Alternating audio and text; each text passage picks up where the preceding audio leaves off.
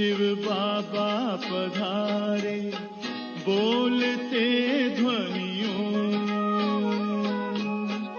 ब्रह्म मुख से मधुर वाणी, बोलते ध्वनियों, ब्रह्म से शिव बाबा पधारे।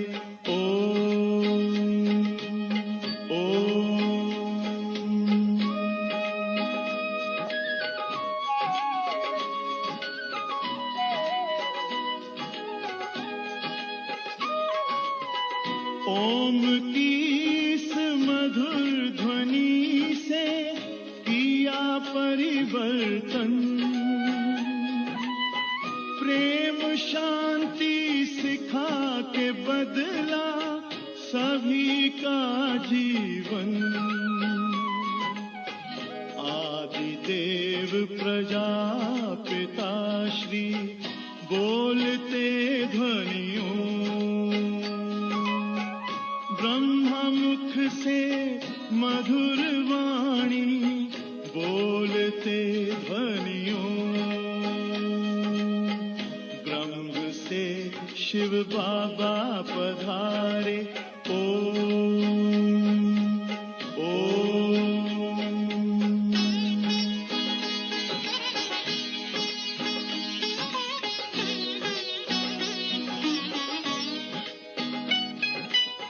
सोहनी सूरत मोहनी मूरत, ज्ञान के मोती,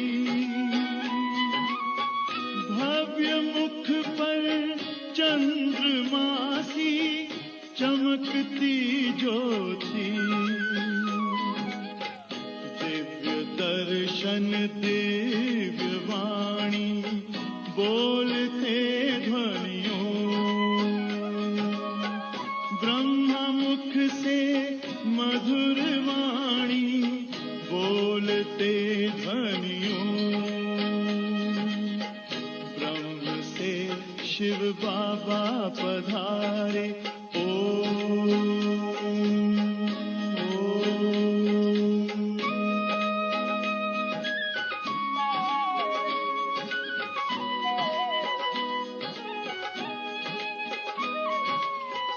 विश्व में थी पाप की जब घटा छाई, तब विभूति आप जैसी धरती पे आई। एक तार में बंध के सारे बोलते ध्वनियों, ब्रह्म मुख से मधुर वाणी, बोलते ध्वनियों, ब्रह्म से शिव बाबा पधारे, बोलते ध्वनियों, ब्रह्म मुख से मधुर वाणी, बोलते ध्वनियों, से शिव बाबा पधारे।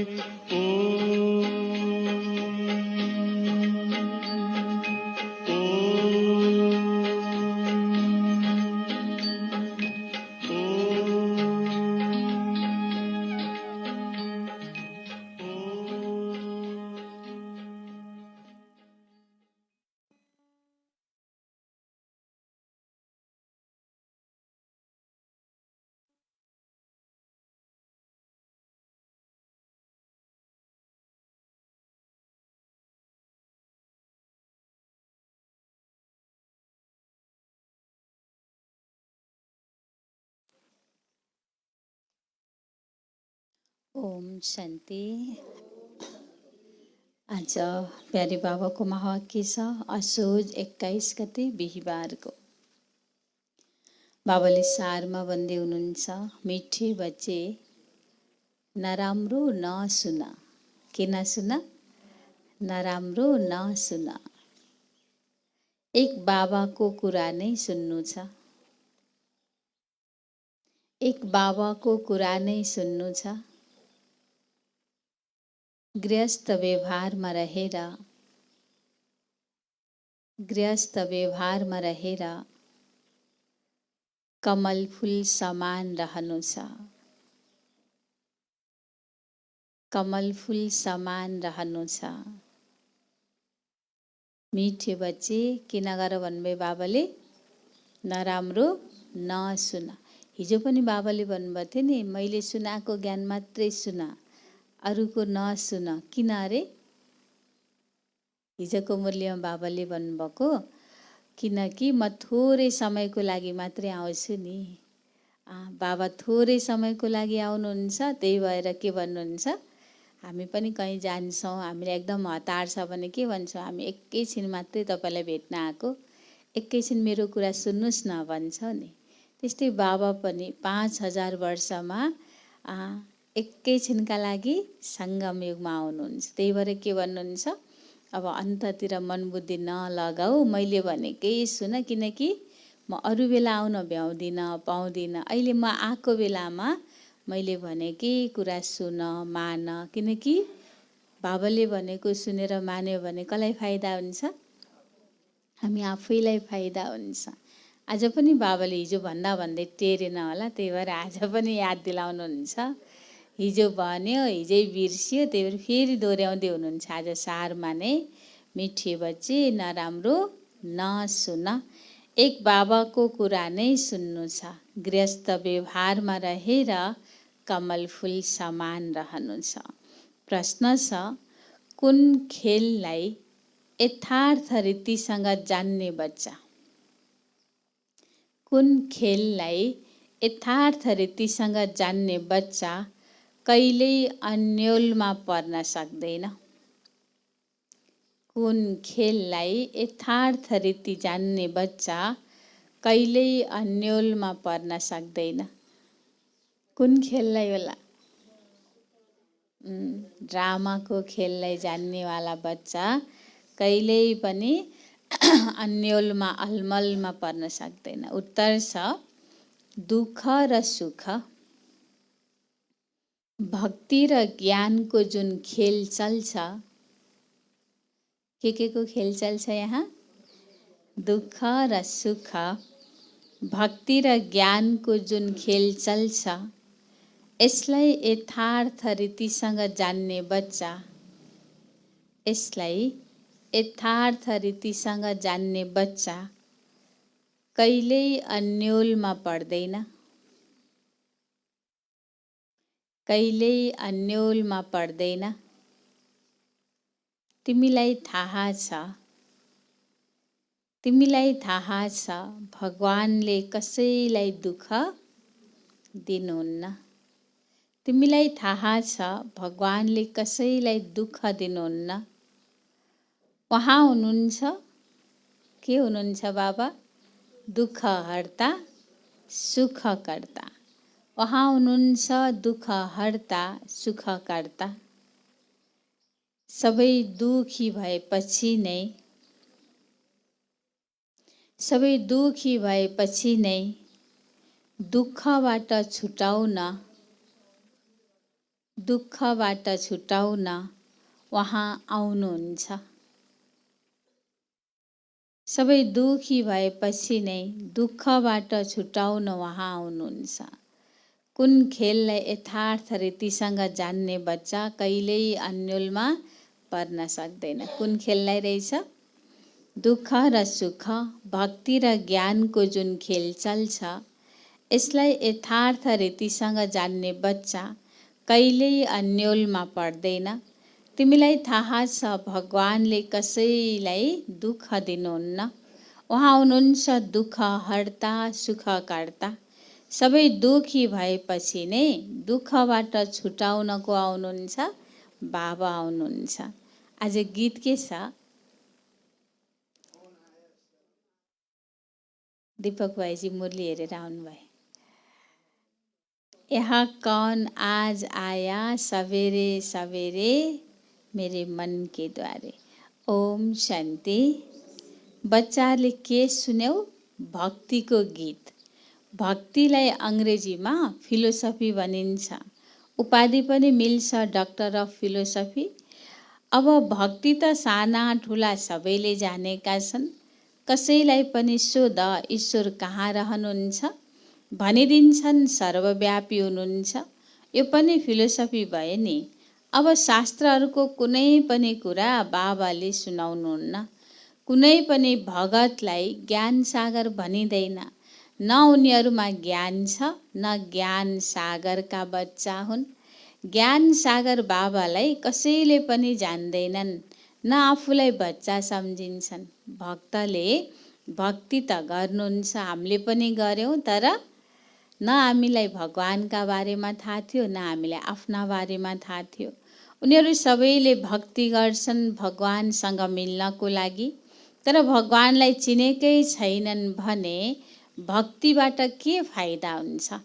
हामी कसैलाई भेट्न जाने भनेर घरबाट त निस्क्यौँ, तर ऊ को हो भनेरै चिनेको छैन भने अगाडि नै भएपछि पनि भेटिन्छ त? चिनेकै छैन त उसैसँग कुरा गरे पनि ऊ हो भन्ने नै थाहा हुँदैन। त्यसैले बाबाले भन्नु त्यसो भए भक्तिबाट के फाइदा त?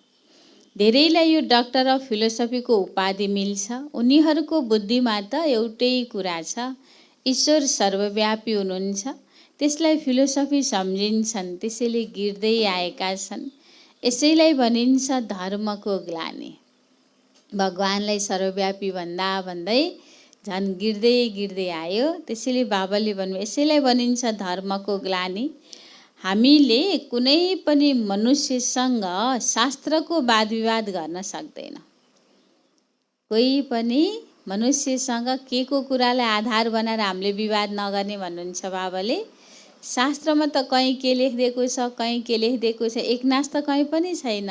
त्यसैले बाबाले भन्नुभयो हामीले कुनै पनि मनुष्यसँग शास्त्रको वाद विवाद गर्न सक्दैनौँ। हामी कुनै मनुष्यसँग पढेका होइन। हामीले त कोसँग पढ्दैछौँ? बाबासँग पढ्दैछौँ। त्यसैले बाबाले भन्नुभयो अरू सबै मनुष्यले मनुष्यद्वारा पढेका हुन्छन्। वेद शास्त्र आदि सबै मनुष्यद्वारा नै पढ्छन्।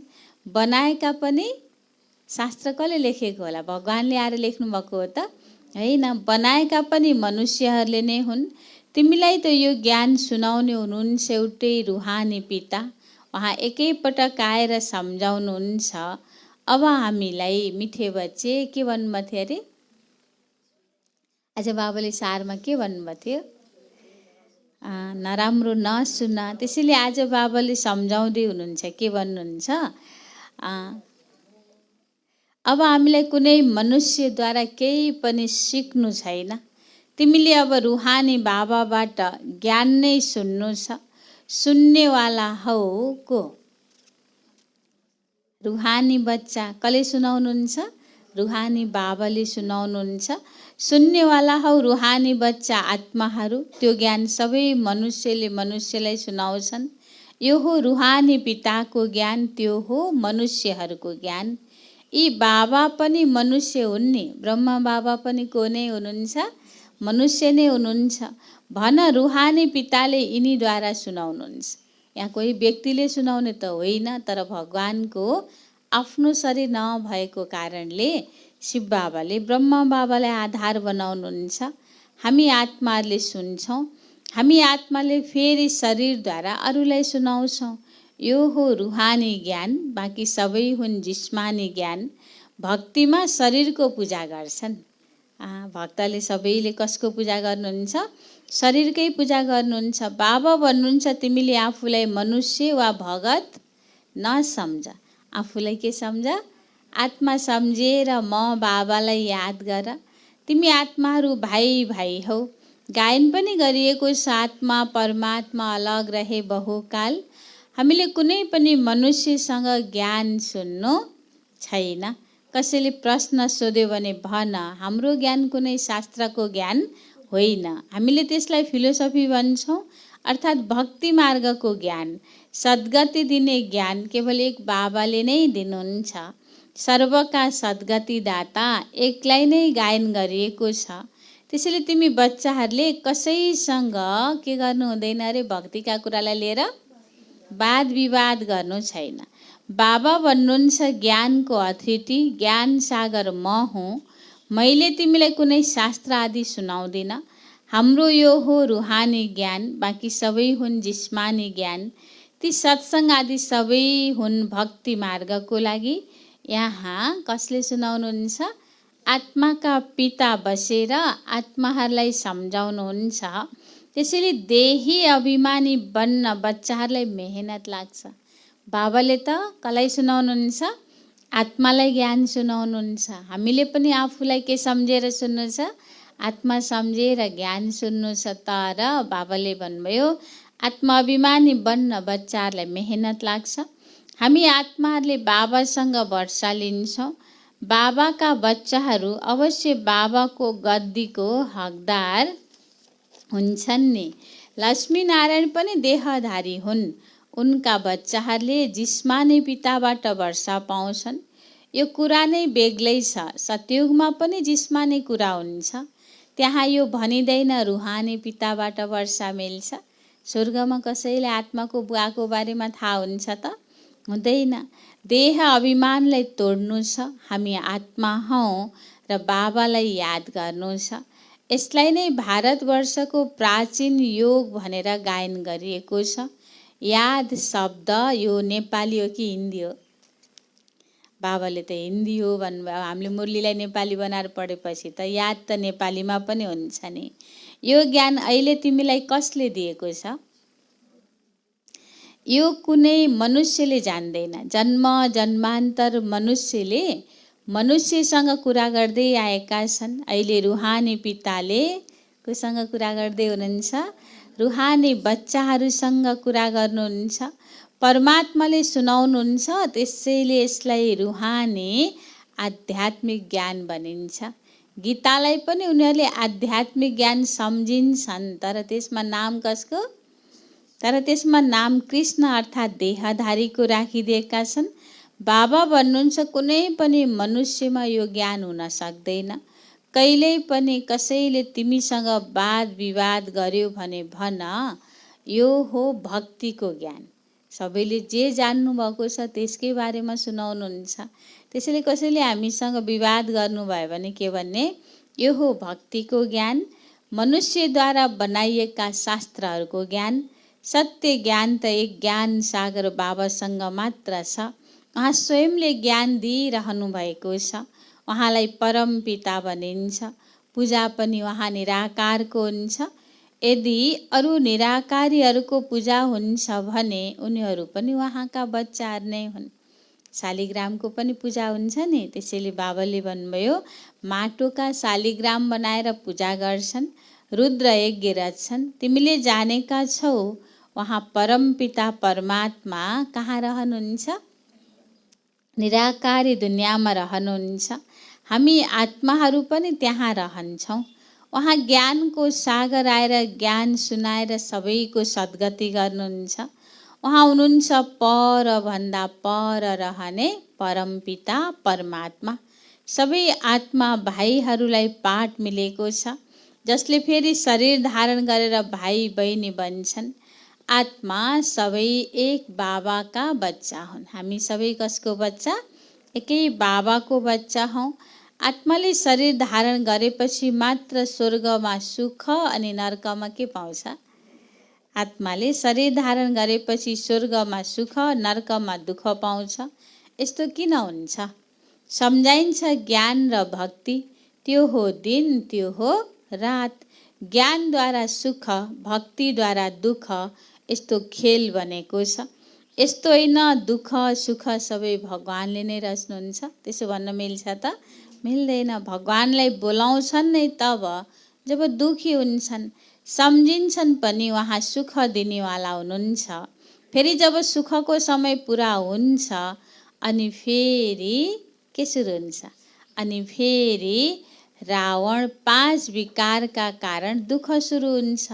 यही खेल हो जसलाई यथार्थ रीतिले बुझ्नु छ। यसलाई नै रुहानी ज्ञान भनिन्छ। बाँकी हुन् सबै जिस्मानी ज्ञान जसलाई हामीले सुन्न चाहँदैनौँ। मिठे बच्चे के नसुन भन्नुभएको बाबाले?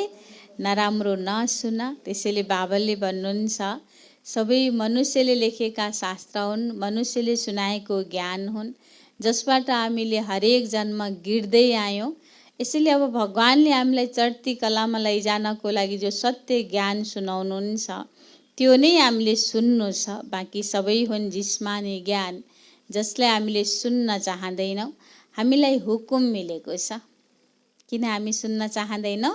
बाबालाई फुर्सद छैन। बाबा थोरै समय निकालेर हामीलाई सद्गति दिन आउनुभएको छ।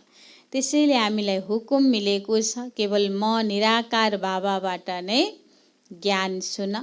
बाबा भन्नुहुन्छ नराम्रो नसुन। हामीले एक बाबासँग सुन्छौँ, अरूले त मनुष्यसँग सुन्छन्। रात दिनको फरक छ। ठुला ठुला विद्वानले शास्त्र आदि पढ्छन्, त्यो त हामीले पनि धेरै पढ्यौँ। कतिजनामा पढ्यौँ हामीले शास्त्र? अब भगवानले भन्नुहुन्छ तिमीले धेरै गुरु बनायो, अब तिनलाई छोड, मैले जे सुनाउँछु त्यो सुन। भगवान हुनुहुन्छ नै निराकार, उहाँको नाम के हो? उहाँको नाम हो शिव। अहिले हामीले उहाँद्वारा ज्ञान सुनिरहेका छौँ। बाबाले स्वयं आफ्नो परिचय र आफ्नो रचनाको आदि मध्य अन्त्यको परिचय दिनुहुन्छ। फेरि हामीले तपाईँसँग शास्त्र आदिको कुरा किन सुनौँ? कसैले शास्त्रको कुरा सुनाउन खोज्नु भयो भने के भन्ने अरे? भगवानले आएर हामीलाई सृष्टिको आदि मध्य अन्त्यको रहस्य सुनाउनुहुन्छ। जुन सत्य ज्ञानले हामीलाई सद्गति मिल्छ, हाम्रो संस्कारमा सकारात्मक परिवर्तन हुन्छ, हामी आत्मअभिमानी बन्न सक्छौँ भने तपाईँसँग शास्त्र आदिको कुरा किन सुनौँ? हामीले तपाईँलाई रुहानी ज्ञान सुनाउँछौँ। सुन्ने भए सुन्नुहोस्। अन्यलमा पर्नुपर्ने त कुनै कुरै छैन। सारा दुनियाँ छ एकातिर, अर्कोतिर तिमी कति थोरै छौ। अहिले बाबा भन्नुहुन्छ मलाई याद गर्यौ भने तिमी माथि जुन पापको बोझ छ त्यो उत्रिन्छ र तिमी पवित्र बन्छौ। सारा दुनियाँ कतातिर? एकातिर, अर्कोतिर हामी बाबाको कति थोरै बच्चाहरू छौँ। त्यसैले बाबाले भन्नुहुन्छ मलाई याद गर्यौ भने तिमी माथि जुन पापको बोझ छ त्यो उत्रिन्छ र तिमी पवित्र बन्छौ। जो पवित्र बन्छ ऊ नै पवित्र दुनियाँको मालिक बन्छ। अब पुरानो दुनियाँ परिवर्तन हुनु छ। कलियुग पछि सतयुग आउनु छ। सतयुग हो पावन दुनियाँ। कलियुगमा नै मलाई बोलाउँछन्। कहिले बोलाउँछौँ हामीले भगवानलाई? कलियुगमा नै मलाई बोलाउँछन्, भन्छन् आएर पावन दुनियाँ बनाउनुहोस्। त्यसैले म अहिले आएको छु, म एकलाई याद गर। अब दुनियाँ परिवर्तन भइरहेको छ। यो अन्तिम जन्म हो। यो पुरानो दुनियाँमा असुरी राज्य खत्म भएर राम राज्य स्थापना भइरहेको छ। त्यसैले अब यो अन्तिम जन्म के गर? कहाँ बसेर मिठे बच्चे? त्यसैले अन्तिम जन्म गृहस्थ व्यवहारमा रहेर कमल फुल समान पवित्र बन्न। यो विषय सागर हो नि। कमल फुल पानीमाथि रहन्छ। अब तिमी गृहस्थ व्यवहारमा रहेर कमल फुल समान पवित्र बन्न। तिमी बच्चाहरूले जानेका छौ हामीले राजा स्थापना गरिरहेका छौँ। अब सारा दुनियाँ परिवर्तन हुन्छ। ती धर्म स्थापकले केवल आफ्नो धर्म स्थापना गर्छन्। पहिला ती पावन हुन्छन्। धर्म स्थापक पनि परमधामबाट आउँदा त के नै हुनुहुन्छ? पावन हुनुहुन्छ। फेरि पतित बन्छन्।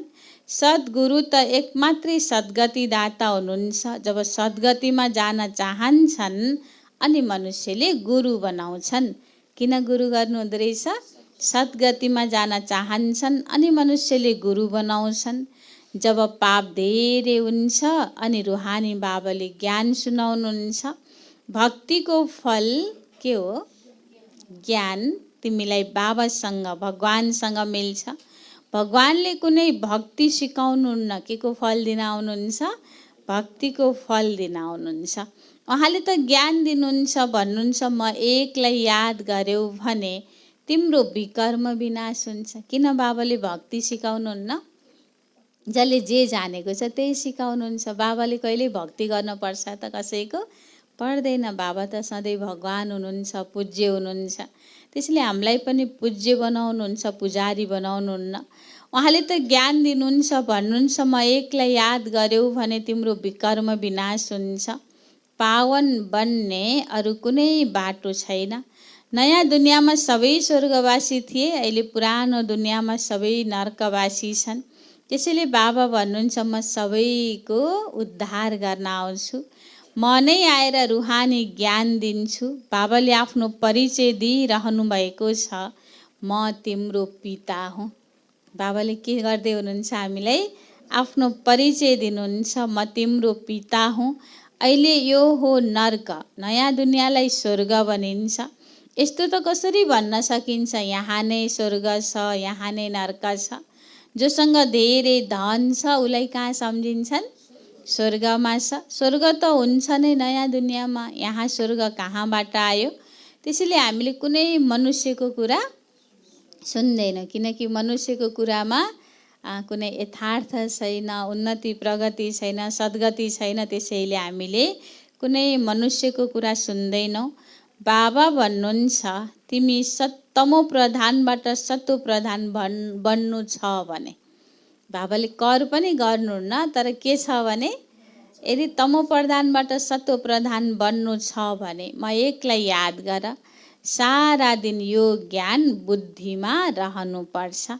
अच्छा, मिठे मिठे सिकिलदे बच्चाहरूप्रति माता पिता बाप दादाको याद प्यार एवं गुड मर्निङ।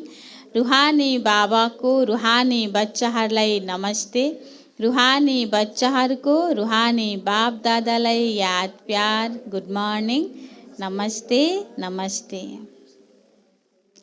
धारणाको लागि मुख्य सार 1 नम्बरमा, एक बाबासँग नै रुहानी कुरा सुन्नु छ। एक बाबासँग नै कस्तो कुरा, रुहानी कुरा सुन्नु छ। कसैसँग वाद विवाद गर्नु छैन, कसैसँग वाद विवाद गर्नु छैन।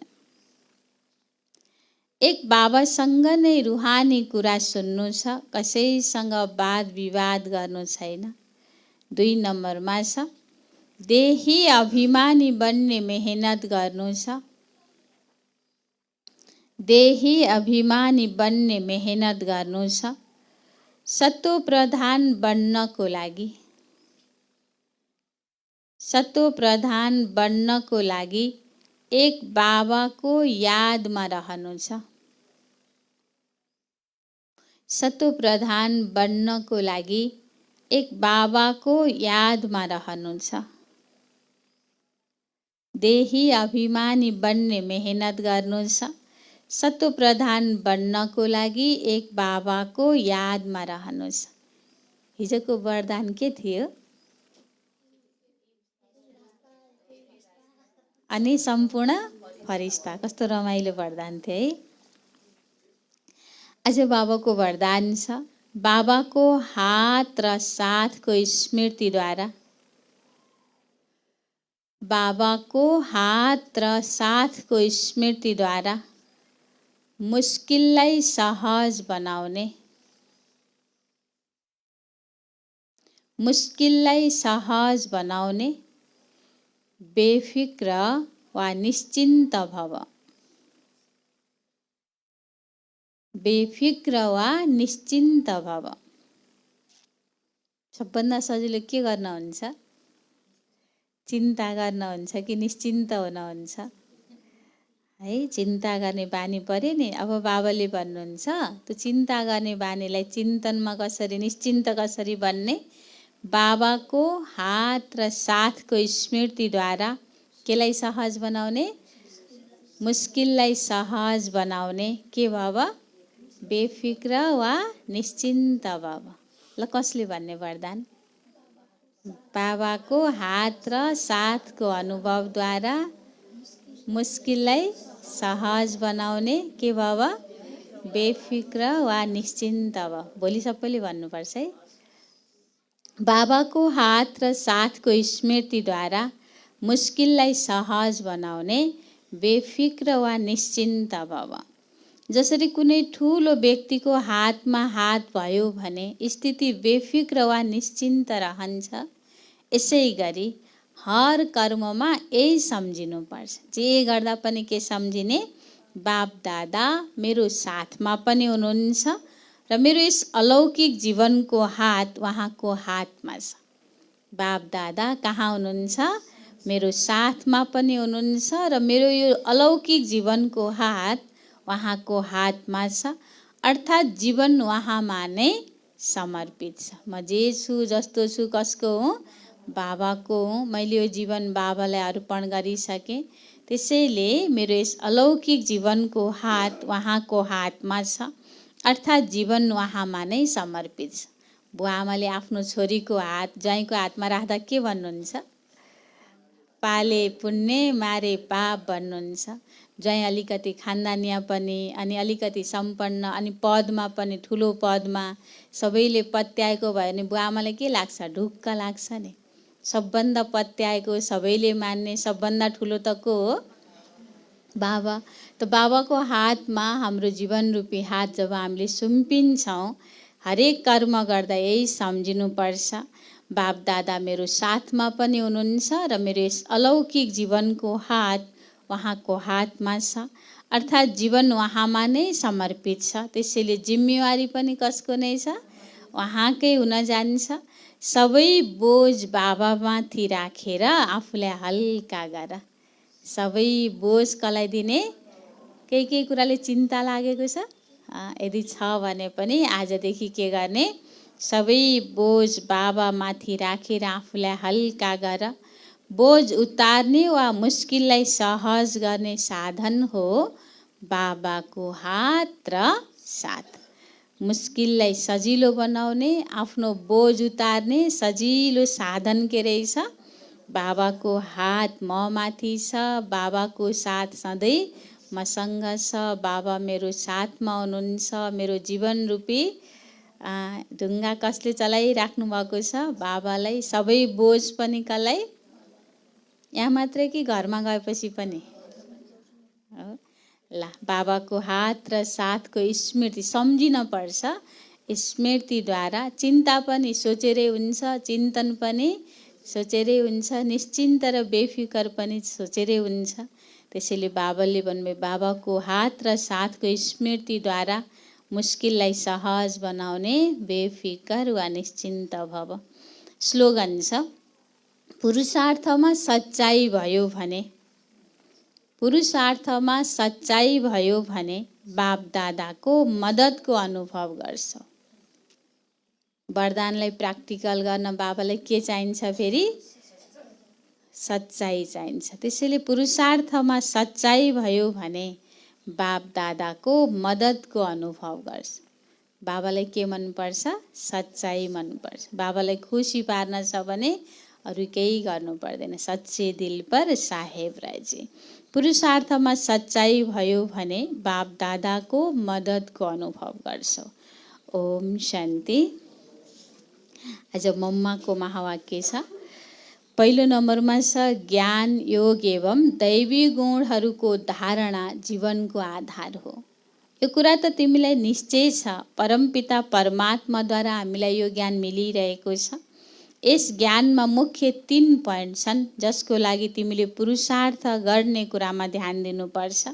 यसमा पहिलो हो योग। योगको अथवा निरन्तर ईश्वरीय याद जसबाट विकर्मको विनाश हुन्छ। 3वटा कुरामा पहिलो कुरा के भन्नुभयो मम्माले? योग हो जसबाट विकर्मको विनाश हुन्छ। अर्को हो ज्ञान, अर्थात् यस सारा ब्रह्माण्ड सृष्टिको आदि मध्य अन्त्य कसरी हुन सक्छ? जीवनमा यो ज्ञान भएपछि मात्रै लाइफमा चेन्ज आउन सक्छ र हामीले भविष्यको प्रारब्ध राम्रो बनाउन सक्छौँ। बाबाको यादबाट हाम्रो विकर्म विनाश हुन्छ। ज्ञानको गुह्य गतिलाई सम्झिएपछि बुझेपछि हामीले हाम्रो जीवनमा सकारात्मक परिवर्तन गर्न सक्छौँ, भविष्यको प्रारब्ध राम्रो बनाउन सक्छौँ। तेस्रो पोइन्ट हो क्वालिफिकेसन। ज्ञान पनि बुझ्यौँ, योग पनि गर्छौँ, तर संस्कारमा सकारात्मक परिवर्तन किन हुन्न रे? अस्ति आइतबारको मुरलीमा बाबाले भन्नुभयो नि, धेरै बोलेपछि धेरै शक्ति नाश हुन्छ, त्यही भएर बोलेको कुरा पुग्दैन। बोलेको पुगोस् भन्न छ भने 24वटा शब्दलाई कति शब्दमा भन्ने अरे? 4 शब्दमा भन्ने भन्नुभयो बाबाले। यसैले बाबाले भन्नुहुन्छ, मम्माले याद दिलाउनुहुन्छ, तेस्रो पोइन्ट हो क्वालिफिकेसन अर्थात् योग्यता। त हामीले सर्वगुण सम्पन्न 16 कला सम्पूर्ण अवश्य बन्नु छ अनि मात्रै देवता बन्न सक्छौँ। त्यसैले हिँड्दा डुल्दा खाँदा पिउँदा यो तीनवटा पोइन्ट ध्यान दिन आवश्यक छ। तीनवटै पोइन्टमा, ज्ञानमा पनि, योगमा पनि, धारणामा पनि, यो तीनवटै कुरामा ध्यान दिन आवश्यक छ। यसै एक जन्ममा ज्ञान बल, योग बल र दैवी गुणको धारणा हुन्छ। तिनै कुराको आपसमा कनेक्सन छ। ज्ञान बिना योग लाग्न सक्दैन। हामी जब योग गर्न बस्छौँ, हामीलाई जति धेरै ज्ञानको चिन्तन हुन्छ त्यति धेरै बाबासँग कनेक्सन जुट्न सजिलो हुन्छ। ज्ञान बिना योग लाग्दैन र योग बिना फेरि दैवी गुणहरूको धारणा हुँदैन। यी तीनै पोइन्टमा नै सारा जीवन आधारित छ अनि मात्रै विकर्मको खाता समाप्त भएर राम्रो कर्म हुन्छ। यसैलाई ईश्वरीय जीवन भनिन्छ। दोस्रो नम्बर छ, भारत खण्डको प्राचीन योग परमात्माद्वारा सिकाइएको हो। तिम्रो यो ईश्वरीय योग भारत खण्डमा प्राचीन योगको नामबाट प्रख्यात छ। यस योगलाई अविनाशी योग किन भनिन्छ? किनकि अविनाशी परमपिता परमात्माद्वारा सिकाइएको हो। किन भनेको अरे अविनाशी योग? अविनाशी परमात्माद्वारा सिकाइएको हो। हुन त योग अरू मनुष्य आत्माहरूले पनि सिकाउँछन्, त्यसैले योगाश्रम आदि खोलिरहन्छन्, तर त्यो प्राचीन योग सिकाउन सक्दैनन्। योग सिकाउने त धेरै हुनुहुन्छ, तर कुन योग भने सिकाउन सक्नुहुन्न? यो प्राचीन योग अविनाशी योग भने सिकाउन सक्नुहुन्न। यदि यस्तो हुने हो भने फेरि ती योगहरूमा त्यो शक्ति कहाँ छ त? विश्व त दिन प्रतिदिन निर्बल हुँदै गएको छ। यसबाट सिद्ध हुन्छ त्यो योग अविनाशी योग होइन। यो जोसँग योग लगाउनु पर्छ स्वयं उहाँले मात्रै सिकाउन सक्नुहुन्छ। प्राचीन योग कसले मात्रै सिकाउनुहुन्छ? जोसँग योग लगाउने हो उहाँले नै आएर सिकाउनुहुन्छ। बाँकी अरूसँग त योग लगाउनु नै छैन। उनले सिकाउँछन् कसरी? यो कार्य त स्वयं परमात्माले नै गर्न सक्नुहुन्छ। उहाँले नै हामीलाई पुरा भेद बताउन सक्नुहुन्छ। अरू सबैले त सबैतिर भनिरहन्छन् हामीले योग सिकाउँछौँ। यो कुरा त हामीले नै जान्दछौँ। सच्चा योग त स्वयं परमात्माले नै सिकाएर सूर्यवंशी चन्द्रवंशी घराना वा दैवी राज्य स्थापना गर्नुहुन्छ। त्यो प्राचीन योग परमात्मा आएर कल्प कल्प हामीलाई सिकाउनुहुन्छ। उहाँले भन्नुहुन्छ, हे आत्माहरू, म परमात्मासँग निरन्तर योग लगायो भने तिम्रो पाप नष्ट हुन्छ। अच्छा, ओम शान्ति। आज बाबाले सारमा भन्नुभयो, मिठी बच्चे नराम्रो नसुन, एक बाबाको कुरा नै सुन्नु छ। गृहस्थ व्यवहारमा रहेर के भन्नु छ? कमल फुल समान रहनु छ। ओम शान्ति। को अन्यलमा पर्न सक्दैन अरे? जसलाई दुःख सुख भक्ति र ज्ञानको जुन खेलचल छ यसलाई यथार्थ रीतिसँग जान्ने बच्चा कहिल्यै अन्यलमा पर्दैन। तिमीलाई थाहा छ भगवानले कसैलाई दुःख दिनुहुन्न। उहाँ हुनुहुन्छ दुःख हर्ता सुखकर्ता। सबै दुखी भएपछि नै दुःखबाट छुटाउन उहाँ हुनुहुन्छ।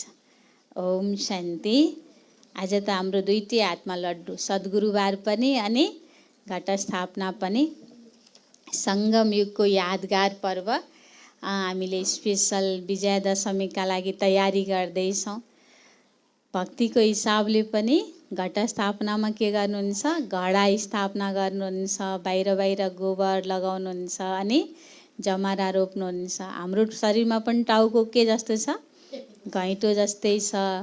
उहाँहरूले घैँटोको बाहिर गोबर लाउनुहुन्छ, हाम्रो चाहिँ यो घैँटोको भित्र गिधी रूपी गोबर छ है। अनि त्यो गिधी भित्र चाहिँ के छ नि फेरि? आत्मा छ। त्यो आत्मामा हामीले आज के रोप्ने? ज्ञानको बिउ रोप्ने। आज बाबाले मम्माले हामीलाई याद दिलाउनुहुन्छ। हामीले यही एक जन्म मात्रै पाएका छौँ जसमा हामीले मनुष्यबाट देवता बन्नुपर्छ।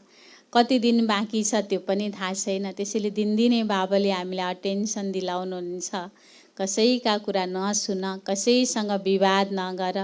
मान्छेले लेखेकै शास्त्रका कुरा सुनाउने हो, त्योभन्दा बढी उहाँहरूलाई केही पनि थाहा छैन।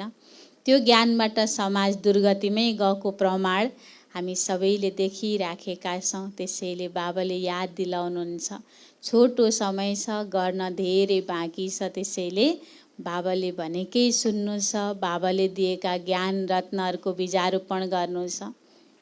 यसैले यो एक जन्म सङ्गमको यादगारमा यो 10 दिनको दशैँ बनेको छ। आज हामीले के गर्ने? सङ्कल्प गर्ने। बाबाले दिनदिनै हामीलाई मलाई मात्रै याद गर, सबै चिन्ता जति मलाई देऊ, तिमी निश्चिन्त हौ, तिमीले एउटै पुरुषार्थ गर, के गर? आफूले आत्मा सम्झ, मलाई याद गर। त्यसो भन्दै गर्दा पनि हामी सबैलाई यही नै हो गर्ने, अन्तिम समयमा काम लागि यही चिज हो भन्ने थाहा हुँदा हुँदै पनि केही हाम्रा त्यस्ता कमी कमजोरी छन् जसले गर्दा बाबाले भनेका कुरालाई हामीले 100% मनले स्वीकार गरे पनि व्यवहारमा गर्ने बेलामा नम्बरवार पुरुषार्थ हुन्छ। त्यसैले आज बाबालाई याद गर्ने, भोग लगाउँदै गर्दा सम्झिने ममा के त्यस्तो कमी छ जसलाई मेटाउनका लागि मैले विशेष के गर्न सक्छु। कसैलाई अमृत बेला उठ्न त उठ्छौँ तर शक्तिशाली योग गर्दैनौँ, अल्छी गर्छौँ भने आज हजुर सबैले हामीले कागज दिन्छौँ। जसलाई लेख्न आउँछ आफै लेख्नुहोला, जसलाई आउँदैन उहाँले सहयोग लिनुहोला। आज चाहिँ दिव्य गुण रोप्ने हो। त्यसैले अमृत बेला शक्तिशाली बनाउँछु। अब कसैलाई मुरली क्लासमा अलिकति आलस्य आउँछ भने बाबालाई भन्ने, बाबा आजदेखि चाहिँ म मुरली क्लासमा एकदम धेरै ध्यान दिन्छु। मुरली क्लास भनेको मेरो कमाइको समय हो, त्यसैले म अटेन्सन दिन्छु, अलर्ट हुन्छु भनेर लेख्ने। दिनभरिमा धेरै कुराहरू बोलिराख्ने आदत छ भने बाबा म कम बोल्छु, मिठो बोल्छु अनि बाबाले भन्नुभयो नि आइतबार सोमानमा रहेर बोल्ने। यसरी सहनशीलता, अन्तर्मुखता, धैर्यता, आज यसरी दिव्य गुण सबैले लेखेर रोप्ने। माटोमा आएर बिउ छरेर रोप्नभन्दा पहिला के गर्ने? बुद्धिमा बीजारोपण गर्ने। त्यो सङ्कल्पलाई दिनदिनै मलजल गर्ने अनि सबैबाट गुप्त पुरुषार्थ गर्ने भएको भएर जमरालाई के गर्नुपर्छ? छोपेर राख्नुपर्छ, कतैबाट केही पस्न हुँदैन है। अनि बल्ल पहेँलो हुन्छ। पहेँलो भनेको सुखको निशानी भन्छन्। त्यसैले सतयुगी सम्पूर्ण सुखको दुनियाँमा जानको लागि हामीले जो पुरुषार्थ गरिरहेका छौँ त्यसैको यादगार पर्वको रूपमा आज हामीले दिव्य गुणको बीजारोपण जमरा रोप्नेछौँ। फेरि 10 दिनपछि कसलाई मार्ने? रावणलाई मार्ने। 10 दिनसम्म हामीले जब शुभ सङ्कल्प गर्छौँ, सोमानको प्रयोग गर्छौँ, आज बाबाले भने जस्तै स्मृतिबाट स्थितिलाई शक्तिशाली बनाउँछौँ, हामीभित्रको रावण मरेको हामीलाई थाहा नै हुँदैन। 10 दिनसम्ममा त्यो मरिहाल्छ। त्यसैले बाबाले सोमानको चिन्तन गर्न सिकाउनुहुन्छ हामीलाई। स्पेसल हामी भाग्यमानी छौँ। भगवानले हामीले आफ्नो बनाउनु भयो, जसले गर्दा हामीले यादगार पर्व पनि मनाउँछौँ, यादमा टिकेर बाबाले भनेको पनि मान्छौँ। त्यसैले यो विशेष दिनले हामी सबै ईश्वरीय परिवारलाई ईश्वर पिताको श्रीमतमा चलेर आफ्नो जीवनलाई दिव्य गुणले सम्पन्न बनाउन शक्ति मिलिराखेको छ। अझै सर्वशक्तिले सम्पन्न बन्न सक्नुहोस्। हामी सेन्टर निवासीका तर्फबाट हजुर सानो सेन्टर निवासीहरूलाई धेरै धेरै अग्रिम बधाई छ। अब बाबालाई हामी सबैजना मिलेर भोग लगाउनेछौँ। हाम्रो आदरणीय गौरी माताजीको भोलि सानो नानीको भात खुवाइ छ।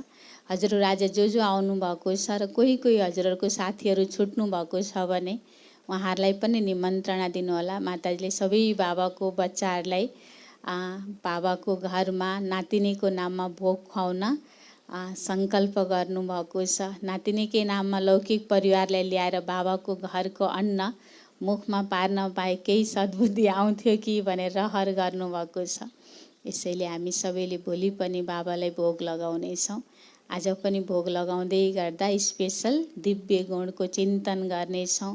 मम्माले भने जस्तै के नभई के हुँदैन अरे, ज्ञान नभएसम्म योग लाग्दैन, योग नभएसम्म दिव्य गुणको धारणा हुँदैन। यो 10 दिनमा सकेसम्म तुलनात्मक रूपमा कम बोल्ने अनि धेरै तपस्या गर्ने, मुरलीकै धेरै चिन्तन गर्ने हामी सबैले अभ्यास गर्नेछौँ। ओम शान्ति।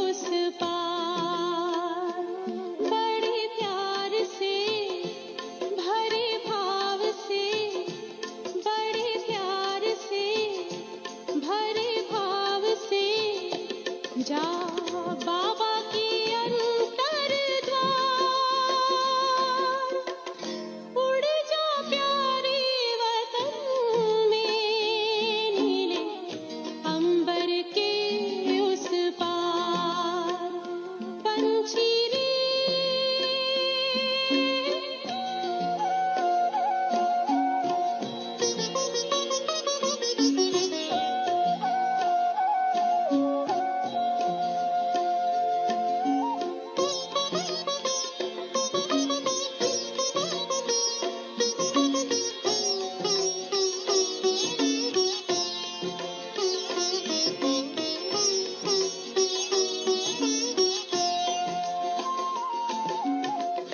पंचेंद्रिय का छोड़ दे बंधन, तन मन से तू हो जा समर्पण। पंचेंद्रिय का छोड़ दे बंधन, तन मन से तू हो जा समर्पण। दिव्य ज्योतिर्मय देह धारण कर, बाबा के पास जा होके मगन। प्रेम की डोर में मोती पिरो के, प्रेम की डोर में मोती पिरो के, कर ले सच्चा श्रृंगार। उड़ जा प्यारे वतन में, नीले अंबर के उस पार, नीले अंबर के उस पार। पंछी रे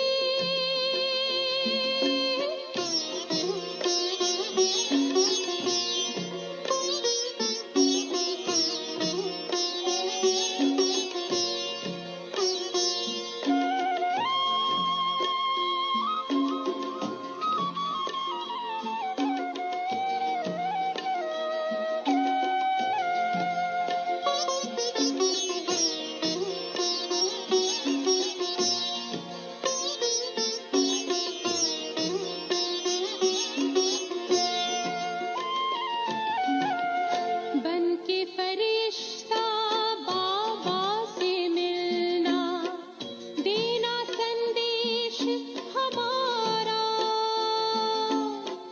बन के फरिश्ता बाबा से मिलना, देना संदेश हमारा। याद प्यार हम सबका देना, लावतन का नजारा। सच्ची लगन से बन जा बाबा के, सच्ची लगन से बन जा बाबा के।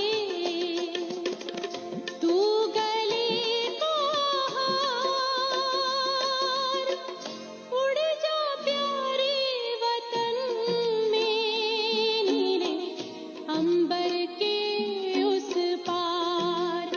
हो नीले अंबर के उस पार।